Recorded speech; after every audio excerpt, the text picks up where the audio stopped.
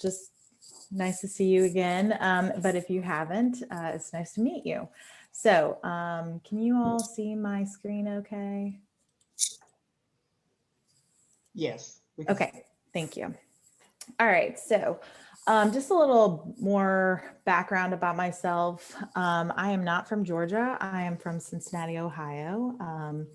I went and got my bachelor's in psychology in Louisville, and it's there that I really began my experience working with individuals with disabilities and in the field of applied behavior analysis. So I worked at a psychiatric hospital, and then I did some in-home work, which is actually the program that I have created and started, and I'm currently running here in Athens and the greater East Georgia counties as well. So I like to say I'm pretty well-rounded. I like to be involved in a lot of different things. I like to work across the lifespan because I just think it's incredibly important to know about the developmental side of things from as early as the itty bitties all the way until they're older in life. And what brought me to Georgia was getting my doctorate in special education. So I've done some work in schools over the past, 5 years, but primarily I've done a lot of in-home work. I like to work with caregivers, focus my program a lot on parent education and support. So you're gonna hear about that a little bit. And I've also worked in some adult IDD programs as well, intellectual developmental disabilities, excuse my acronym use. So what is ABA? If you haven't figured it out, it's applied behavior analysis. Typically, I like to ask if anyone has ever heard of applied behavior analysis. So if you have, let me know. But hopefully you guys have heard about this, or you've seen maybe the letters BCBA and thought, well, what the heck is that? Or what is a board certified behavior analyst? Essentially, we focus on changing behavior by changing the environment. So a lot of times that means that we change behavior of caregivers, we change behaviors of siblings and peers, along with the individual in which that we are working with in particular. So our clients, so to say, but we take that whole approach. So we're working with the families. We provide parent education and support 1 to 2 hours a week. So we really want to make sure that we are not the reason for behavior change. We want to make sure that we're providing mom, dad, grandma, auntie, whoever it is that is living with individuals, that they know, okay, this is the positive behavior intervention that works with this child. And I feel competent and confident in implementing these interventions after the staff members are gone. So we are very much evidence-based. We do everything by what our data tell us. So we're constantly taking data on observable, measurable behaviors that are in the environment.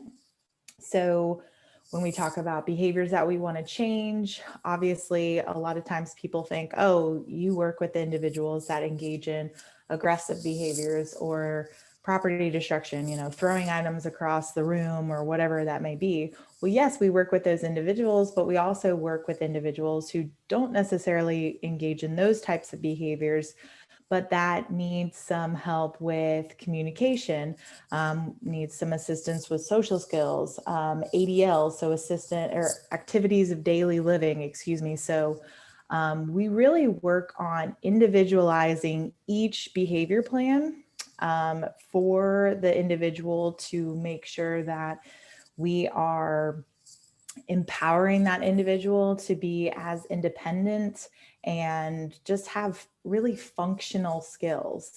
So, whatever it is that we're going to be focusing on in the home, we're going to focus on what is it about that individual that they need to, function in their home, in their environment, with their siblings, with their family members. So very much an individualized focus. And we don't just, you might have heard about ABA and maybe some use of flashcards and asking questions repeatedly, that's not what our program is about. We might utilize that, some flashcards and what we call table time, if we're focusing on maybe some discrete information, so very specific skills, but primarily our program uses naturalistic teaching.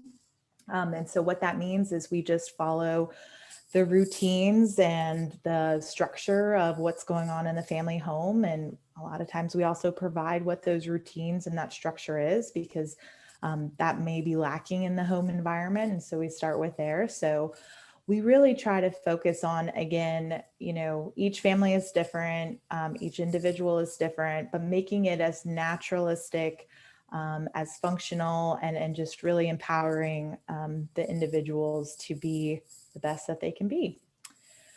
So as far as what our services are made up of, I'm a board certified behavior analyst at the doctorate level, which just means I went to school for a very long time. But we have BCBAs at the master's level.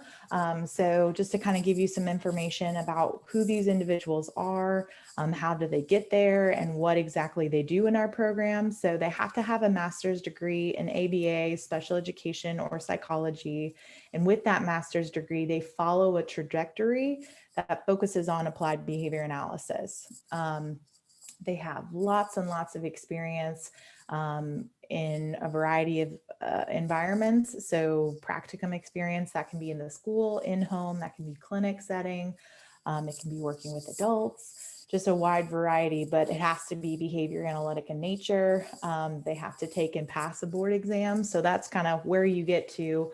I like to share this information in case anybody was kind of thinking, well, how does one become a BCBA, or, maybe I might be interested in kind of taking that. UGA has a great master's program, just a local program there, but there's also other programs in Georgia, and there's a bunch of online programs as well. And I'm happy to talk to anybody that has anyone that might be interested in taking that professional route as well.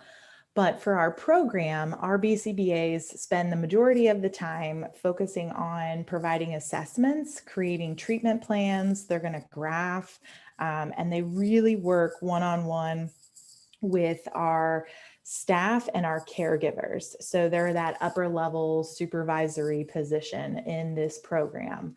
And then just kind of that last piece, they have to maintain credentials. That's every 2 years. And then who we also have in our program are registered behavior technicians. So our RBTs. And what makes an RBT is they have to have just some minimal credentials. I do have different tiers of our RBTs. I have RBT 1 through RBT 4. So this is based off of education and experience. And so the higher up in the tiers, the more responsibilities you're going to have. And one thing I didn't mention on the other slide, we are hiring for both BCBAs and for RBTs. And this might be a position that maybe more of you guys are able to kind of spread through your community. Because the more individuals that we have in your community, the more in families that we can serve within your community as well. I think we all can agree that Athens can be a bit saturated with resources at times. And, some of the Athens UGA folks, they don't want to drive outside of Athens. So anyways, I'd love to just, partner up with anybody that could help me kind of tap into kind of getting at anybody that might be interested in this position. So we train individuals to become registered behavior techs, and that training involves at minimum 40 hours of ABA education. They have to take a competency assessment. So that means that everything that they've learned in that 40 hours, they actually have to put into practice. So we're observing and measuring their behavior and taking data on their behavior and making sure that they can actually implement these interventions that they're going to be providing for our families. And then the last piece is that they take a board exam. We provide reimbursement for the board exam and for their first year of certification.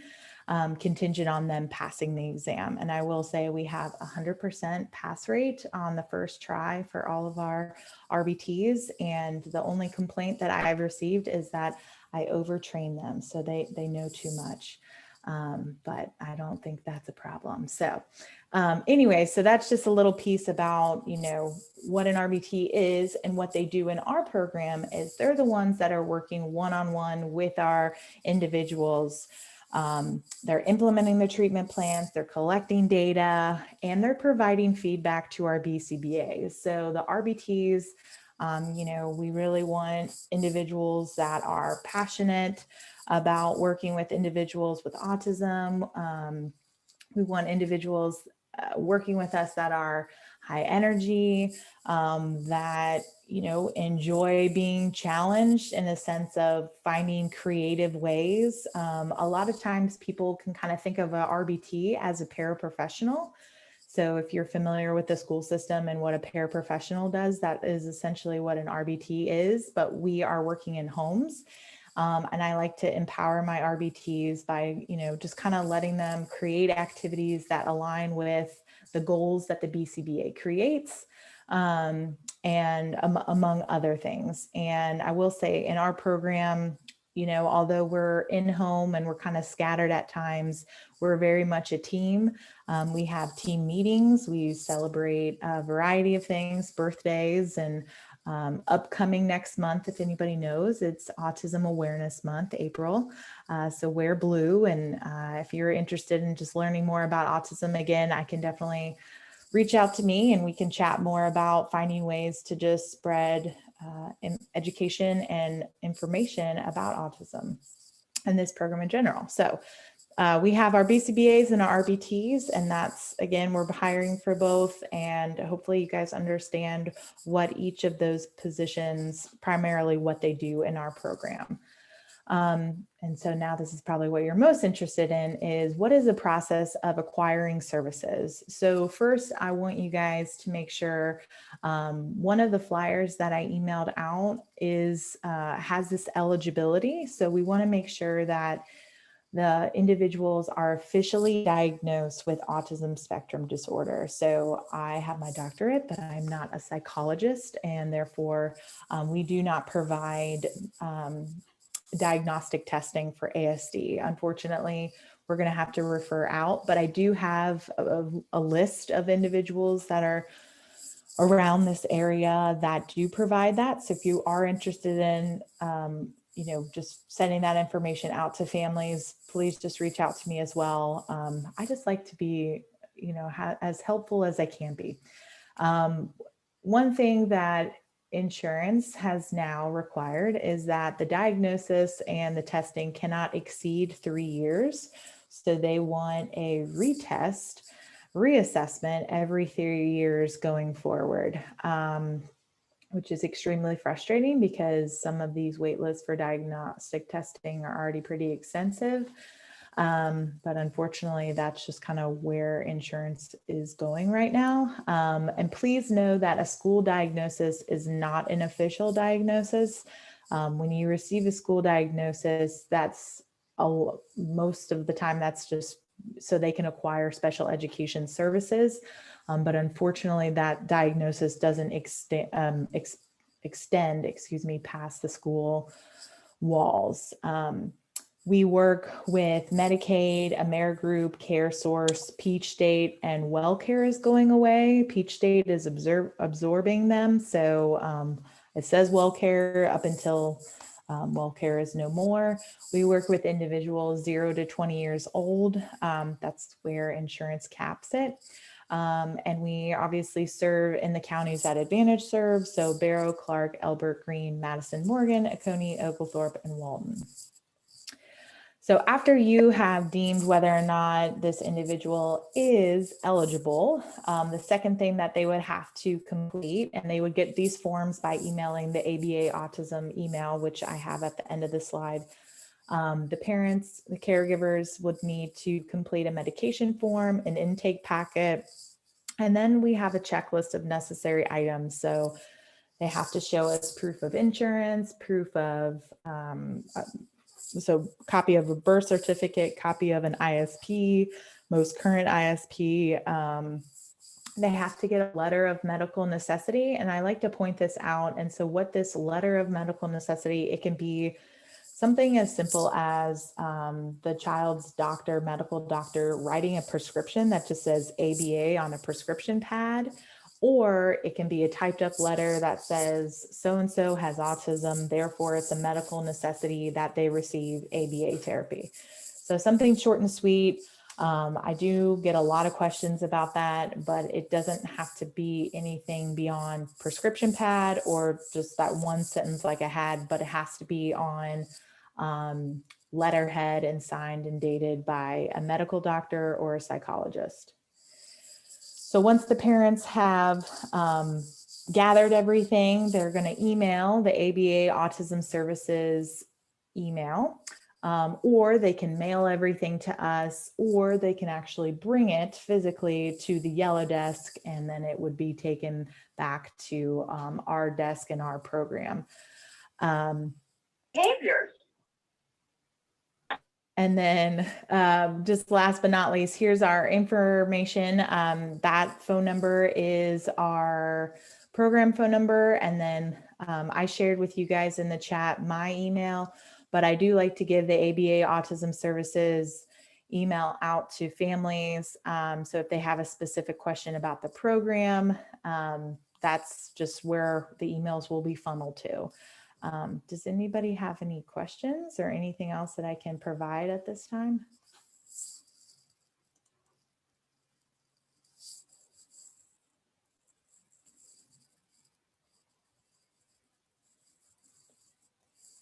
No questions. And it's so weird not seeing people just shake their head. No. All right, well, I'll go ahead and stop sharing my screen. And if anybody has additional questions, please just let me know. Oh, I do have a question. Does a child have to have an autism diagnosis? Yes. So when I had the eligibility email or the slide up, that was one thing. I'm not a psychologist, but I do have a list of psychologists that do diagnose. So if you want to email me, Amanda, I can send you that list if you're not sure. And we unfortunately do not accept private insurance. We only accept Medicaid and those private Medicaid, which are what we'll call CMOs. So Amerigroup, Peach State, and Care Source, and Wellcare is going to be absorbed by Peach State. Thank you. All right. Well, thank you guys so much for your time. Thank you so much, Maggie, for sharing that information with us. We appreciate it. Gave us a lot of information, and I hope that people were able to take down notes. You did receive a couple of flyers on yesterday from that Maggie had sent over to me, so you all have that information. And again, this meeting has been recorded if you want to go back and catch up on some of the information that she shared, because it was a lot of great information. So thank you, Maggie, for sharing. We're now going to move into our strategy team updates. Here at Morgan County Family Connection, we are focusing on 3 strategies. Children Safe and Family Strong, where we focus on just doing that, making sure as a community we have the supports in place to make sure our families have what they need to support their children and to keep them safe. So we focus on reducing child abuse and neglect rates here in Morgan County, as well as, again, providing those early supports for families so that families have what they need for their children to start school successfully. So with that being said, we're gonna allow a couple of people to share kind of what's going on with that. The first person will be Maria Ariano, if you would share with the Morgan County Parents as Teachers program. Again, that's our evidence-based home visiting program, and she is the parent educator for that. Thank you. Good morning, everyone. My name is Maria Arellano, and it's always a pleasure to introduce this program. First, for those who don't know much about this program, let me tell you about the concept for parents as teacher was developed in the 1970s. This program is free and is offered to any family beginning from prenatal until the end of kindergarten. Research shows that greater parents' involvement is a critical link in the child's development and literacy skills, including reading and writing. We use a virtual home visitation model. We provide referrals the family needs. We set goals together and we follow the progress every month until they achieve them. We have a couple of dates. We are beginning our parent interaction with children assessment named Piccolo. How we do this assessment? Well, parents record a video of any activity interacting with their own children, and they send it to me. And this assessment covers affection, responsiveness, encouragement, and teaching. Affection, we observe the video and see if parents speak in a warm tone of voice, smiles at child's prices, or is physically close to the child. Responsiveness, we observe if parent pays attention, is flexible to change in other activities, or follow or respond to child's emotions. Encouragement, we observe if parents make positive statements, clap hands, or show other clear positive response to the child. And finally, teaching, we observe if parent shares conversation and play, cognitive stimulation, explanations, and questions. If parent says something that could answer a why question, whether child asks a question or not. We evaluate this assessment once a year, and parents are right now showing significant improvement because this can help parents understand their role. We are having our next virtual group connection on March 25th at 6 p.m. The title is How to Fight COVID-19 at Home. No one ever talks about how to fight COVID at home. And we have a nurse volunteering. Her name is Miriam Laura. She works for St. Mary's Hospital.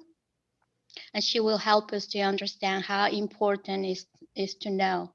And also she will be answering some concerns that families may have.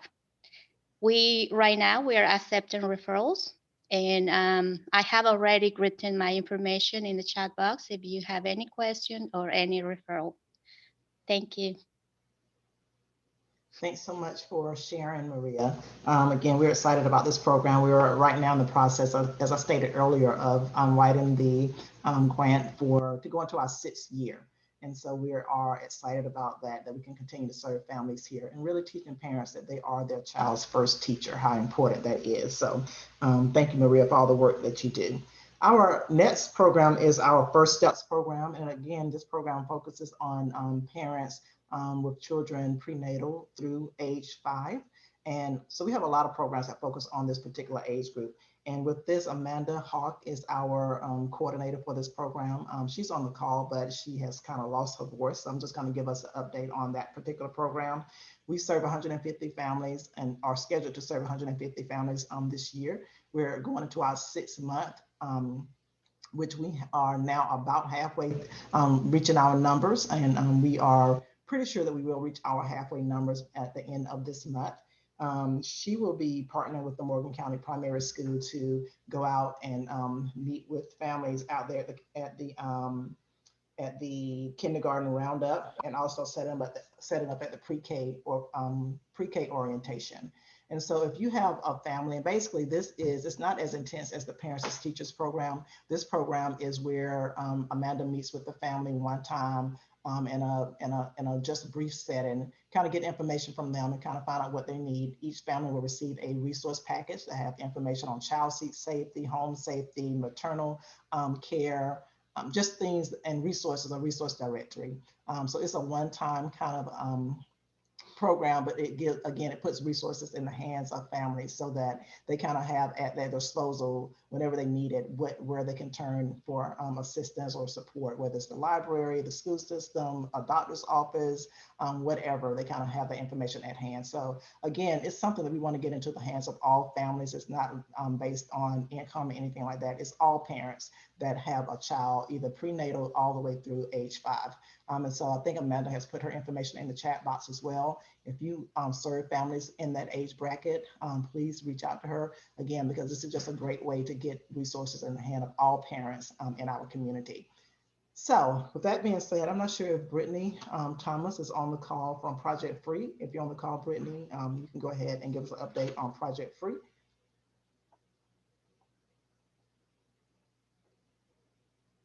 Okay, I didn't think I saw her log in. So we'll jump down to our youth development. Our youth development strategy is our second strategy that we focus on here as a community in Morgan County. And this is basically working with our youth to, one, reduce the decreased pregnancy, teen pregnancy, and teen births, as well as to ensure that kids are attending school, reducing that number of kids that are missing 15 days or more. And so we have a couple of strategies that we work on, well, a couple of initiatives that we work on to help with that. One of them is the teen maze. And I'm not serving on that committee this year. If there's someone that is serving on that teen maze committee this year, if you would give us an update. I do know that it is going to look different this year. It's usually a big event that takes place right before spring break, where there are 100 or more volunteers. That's really, the focus is to let our students know, the ninth grade students know, that your decision determines your destiny. And so it's kind of like an admin of kind of what bad choices will do, whether or not you make a bad choice to drink and drive, bad choice to get pregnant, bad choice to text and drive, just kind of the consequences. So they kind of live out that experience. But this year's going to be a little bit different because the health department plays a big role in kind of teaching the kids through, walking them through the pregnancy and STDs. And of course, they're busy with COVID vaccines and things like that. So we are going to do a little bit different, just a crash scene. So if there's anyone on the call that is a part of that team that wants to share kind of what that looks like this year, if you would go ahead and unmute yourself and share.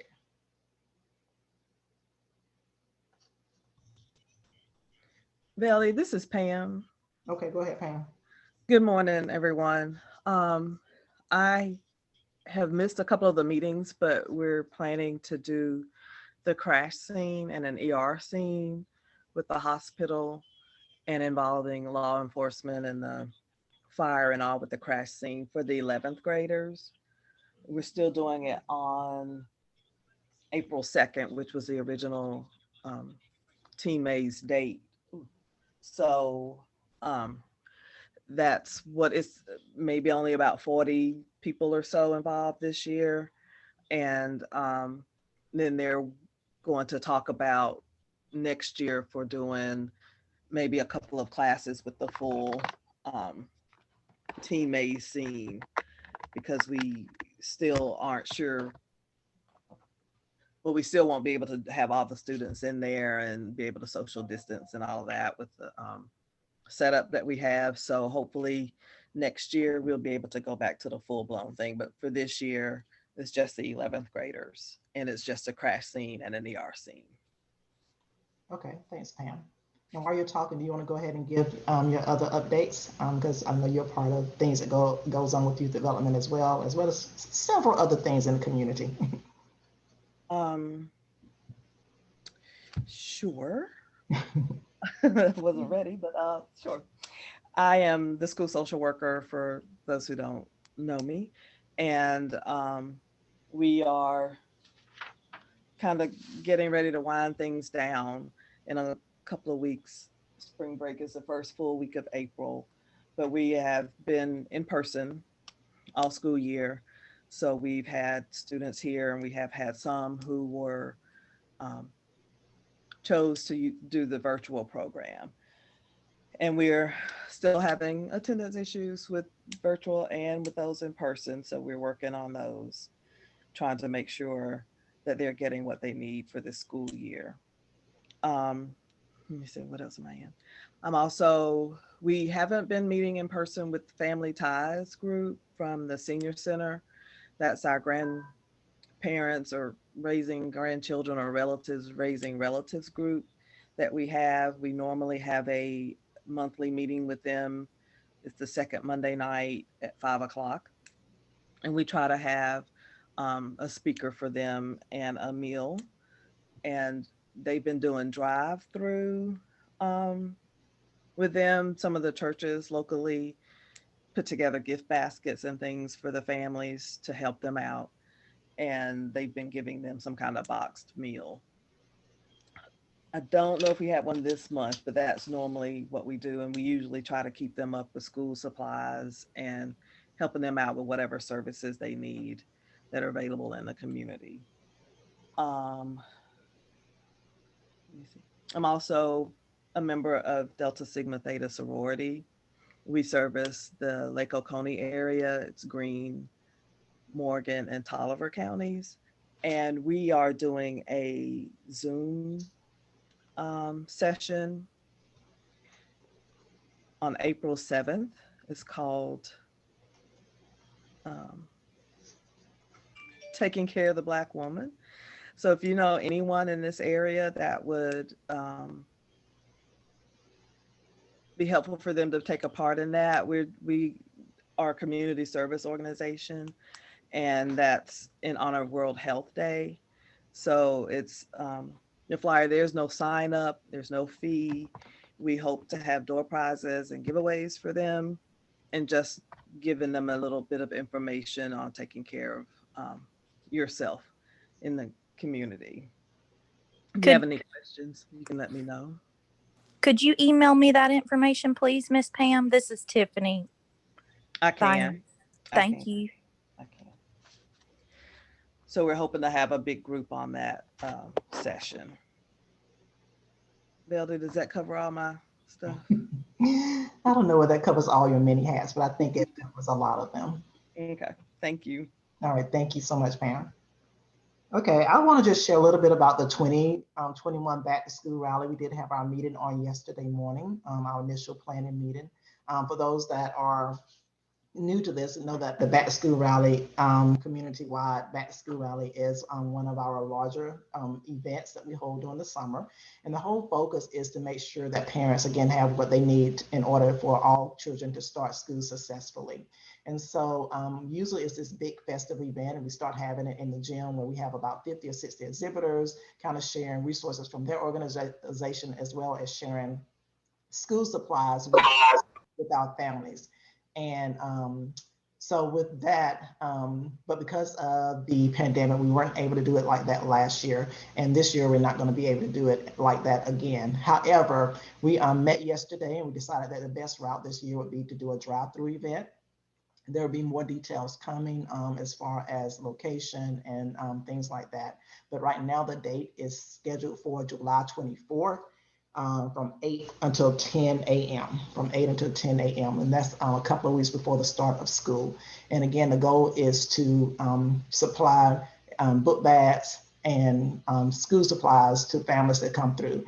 We are looking for, again, community partners that will come in and donate school supplies, partners that will come in and volunteer on that day, as well as sponsors for the event. We always try to purchase, again, about 500 backpacks, and usually all of those backpacks, or close to all of those backpacks, are given out on that day. So that lets you know about how many families actually come through.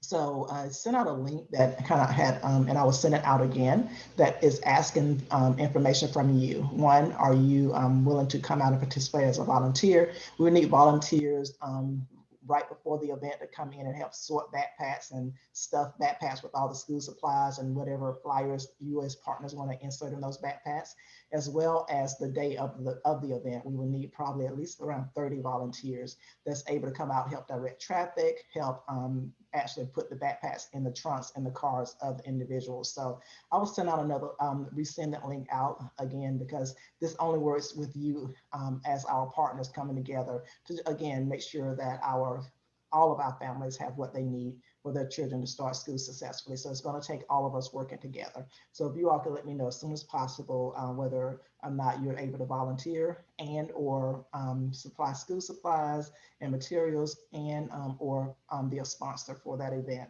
it would be really great. And again, we serve, that's where, again, hundreds of families come through. It's a great way to just get out there and smile with the families and let them kind of see who you are. So more information will be coming about that, but look for that link. Our last strategy is our educated and working community strategy team. And this is where, again, our goal is to work together as a community with our educators, our businesses, our people that technical schools, to ensure that all people in the community that want to work and have a sustainable employment have the skills and resources to do that.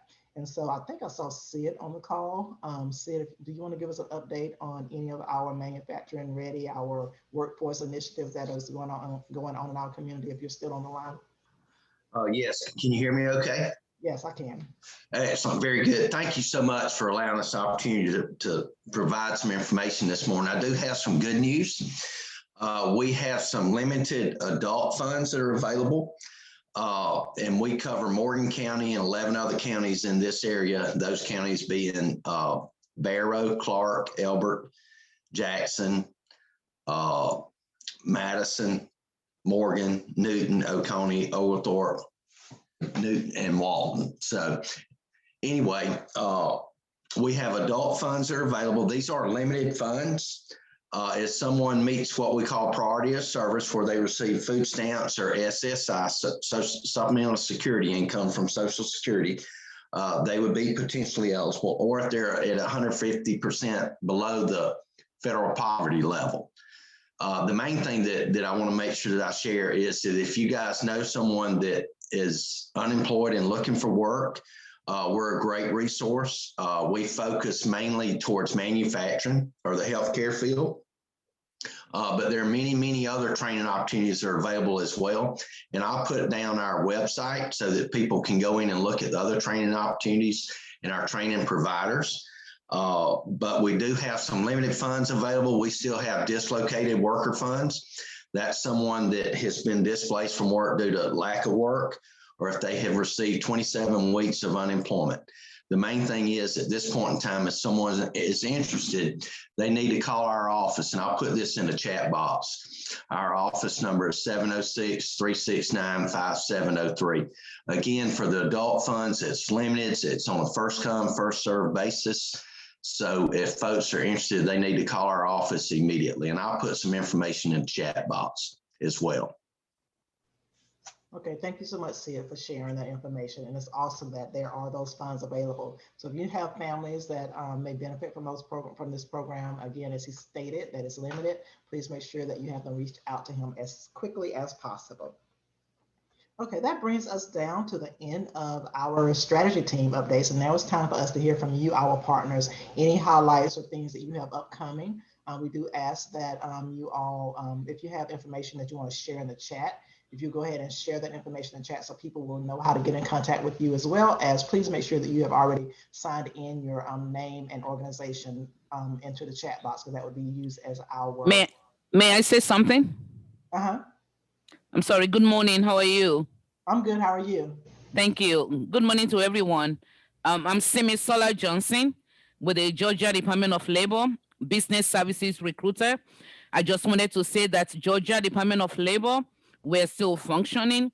We may not be open to the public, but sometimes we're working from home and they allow us to come into the building maybe 2 days in a week. I just wanted to say that there are still jobs on our website for applicants that are looking for employment. So please let them know. The Georgia Department of Labor is still functioning. We're just not open to the public yet due to the pandemic. And at the same time, employers are still looking for employees. So there's plenty of job in our system. Thank you so much. Okay, thank you so much for sharing, Simi. Yeah, we definitely want people to push people towards that Department of Labor website if they're looking for jobs, and know that there are employers and employment opportunities that are available.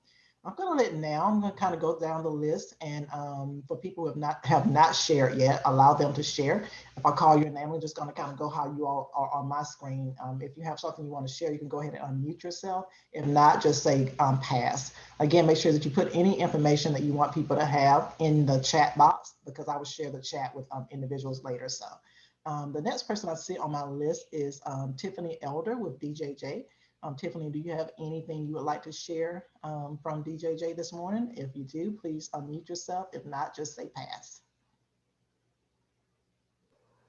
Good morning.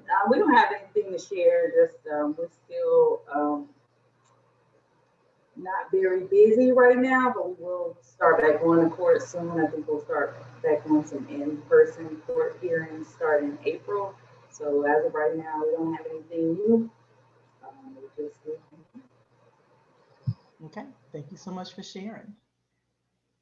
The next person I have on my list is Michelle Mattis. If you want to share, please unmute yourself and share. If not, just say pass. Good morning. Thank you for allowing us to be a part of your meeting today. My name is Michelle Maddox. I'm with First Readers. We have a community action team locally that Dr. Wayne Myers and Babs Johnson usually run. I don't see them on the meeting this morning, but they might be there and I just can't tell that it's them. But we provide over 750 books to children in Morgan County that are birth to 5 years old. And all of the resource groups that have spoken today or that you talked about that work with children birth to 5 and families that have children birth to 5, we would love to register their children to receive a free book each month. Those books come with a newsletter called Leap Into Books that provide vocabulary, questions and activities related to the book, and it's at no cost to the children. So if you're interested, my information's in the chat and I can get you in touch with the local team. Thank you. Thank you so much, Michelle, for sharing. The next person I see on my screen is Diane Howell. Diana Howell, if you would, unmute yourself and share or just say pass. Hi, good morning. This is Diana Howell, Community Relations Coordinator with Wellcare. As somebody mentioned earlier, we're merging with Peach State, so Wellcare will be disappearing very soon. And we just want to remind those that work with families directly, if they are Wellcare members, right now, March 1st through March 31st is a special enrollment period for them to select one of the other CMOs, or if not, they will be automatically transferred into the Peach State network. So we just want to make sure that if they got the letter, that they're responding to that letter, or to understand that if they don't respond, that they will be automatically moved to Peach State. And we are looking forward to the new benefits that we have, which is available on Georgia Families. I can share the flyer in the chat. And also this week we have 2 virtual magic shows. We have one tomorrow that is in the morning, so that's more so for early learning centers. If they would like to join, is at 10:30.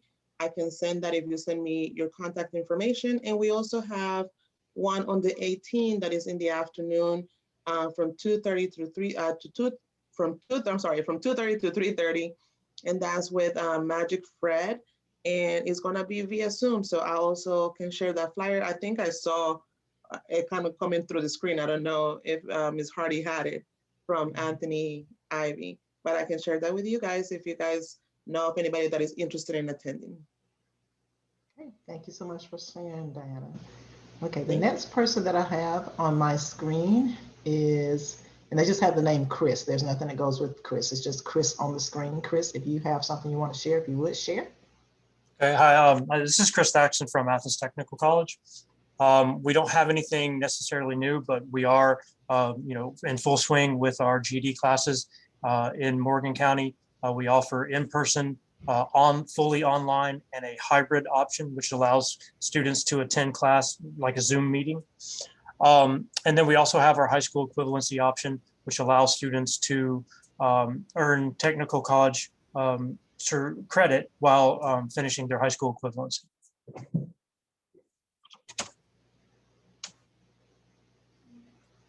Okay, thank you so much for sharing, Chris. We appreciate that. The next person I see on my screen is Shanice Cohens. Shanice, if you want to unmute and share. Yes, thank you. Yes, I'm Shanice Cowens. I work with Action Incorporated. The only thing I wanted to just let everyone know that we are starting our community gardens and individual garden programs where we allow families, help families with their gardening. Springtime is coming, so I know a lot of people are working on their gardens. If anybody is interested, I know Veldy, I sent you the flyers to that. If if nobody got them, I can send them out. But if anybody is interested in gardens, we are here to help with that.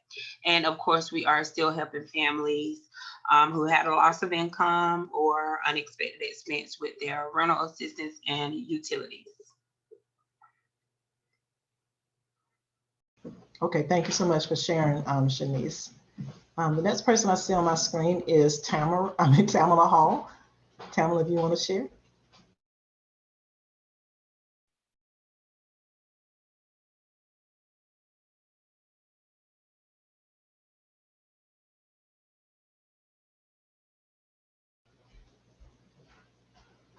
I see you unmuted, but I can't hear you. I don't know whether you're speaking or not.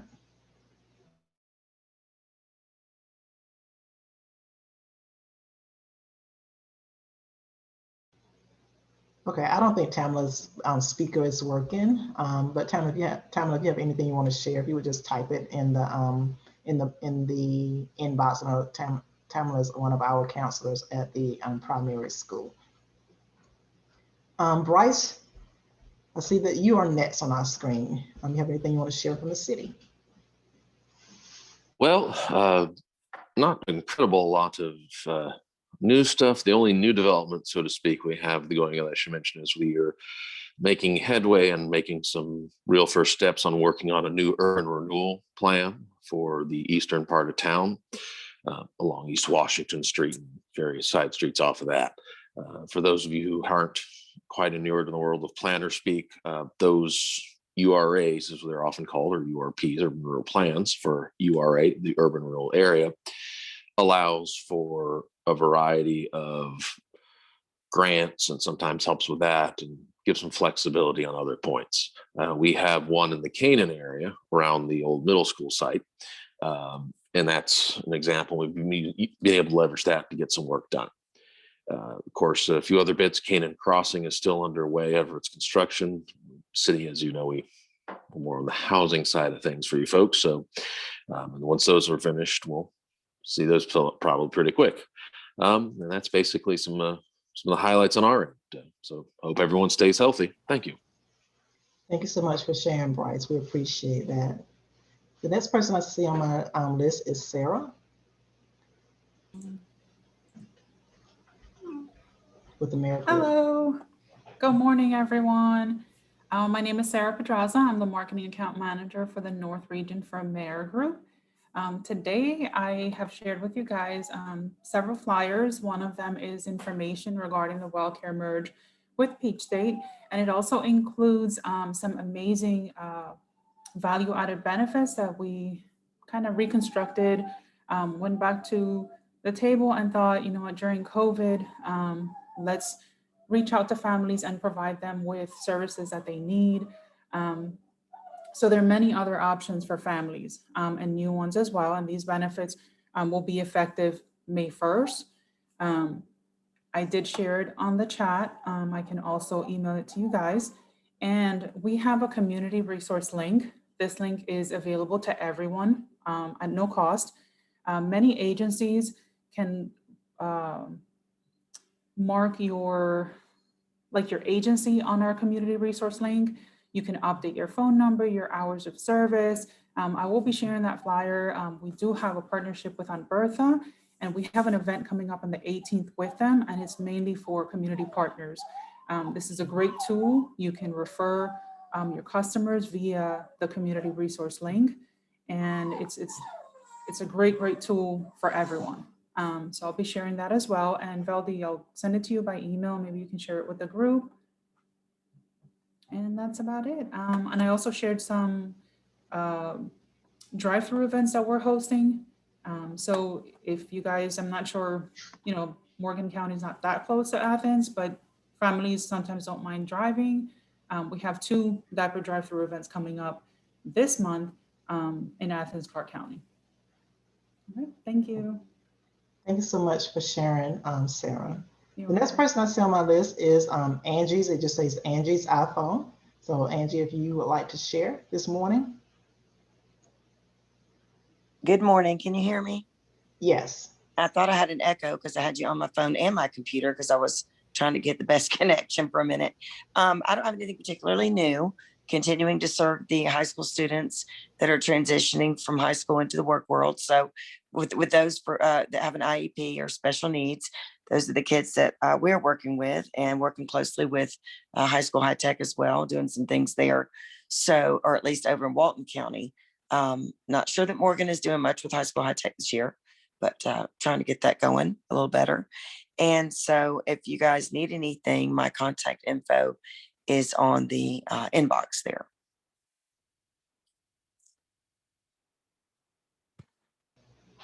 Thank you so much for sharing, Angie. Yes, ma'am. Okay, the next person I have on our list is Jessica Washington, and her speaker is not working, but she did want me to share with you that if parents and families have any questions or concerns regarding their student academic progress, each Morgan County school system has a academic liaison who they can reach out to regarding student progress. And if they have any questions about special education, they can reach out to either herself, because she's the director of special education, or they may reach out to Dr. Cheryl Cumbus, who is the school psychologist. So thank you so much for those updates, Jessica, and that information we do have someone to reach out to if they have any questions. The next person I see on my list is Tiffany Vinans with DFAS. Tiffany, do you have any updates from DFAS? The only update that we have is that we are still working virtually, and we would have another update in June for a possible date we could return. I'm sorry, I don't have any other updates. Okay, thank you so much for sharing, Tiffany. Thank you. Okay, the next person that I see, only a couple more. I see Jackie Watts from the domestic, Jackie, if you want to share what we're doing, is just know if you have any upcoming events or highlights that you want to share from your organization, just briefly, if you would unmute yourself, or you can just say pass.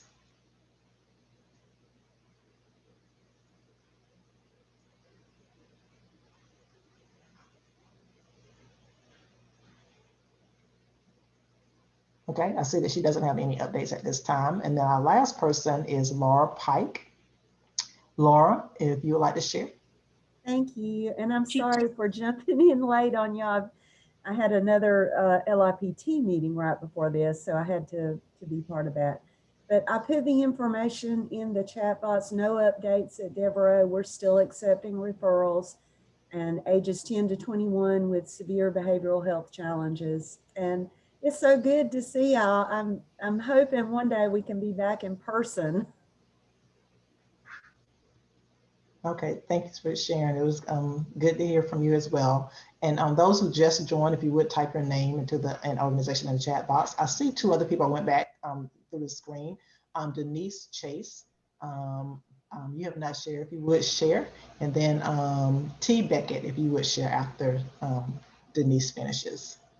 Hi, I am my name is Denise Chase. I am the resource mother for the Planning for Healthy Babies program with Wellcare Health Plans, and will come May 1st roll over into the Peach State program. I work with women that are 18 to 44, still able to bear children, are not eligible for low-income Medicaid, but they're eligible for the Planning for Healthy Babies, the family planning benefit. Also, and I do educations on that. I do also work with pregnant women and doing prenatal educations.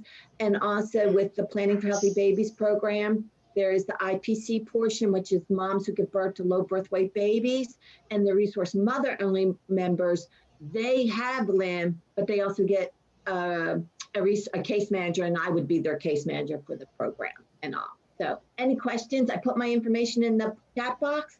If you want to work together, just shoot me an email. I look forward to working with all of you. Thank you. Have a good day. Thank you so much for sharing, Denise. And then again, Ms. Beckett, if you would share. Good morning, everybody. My name is Tamika Beckett, and I'm the Center Manager at Morgan County Early Head Start. I'm just wanted to let everybody know that we are still accepting children. We have started our new enrollment, and that we accept children from ages 1 to 4. And we are a program that not only serves the kids, we also serve the families. And when our children leave our program from at the age of 4 years old, we do have a partnership with the primary school where they are automatically accepted into the Head Start, the pre-K program. So just, if you have any 1 to 4 year olds, please send them our way. Thank you. Thank you so much for sharing.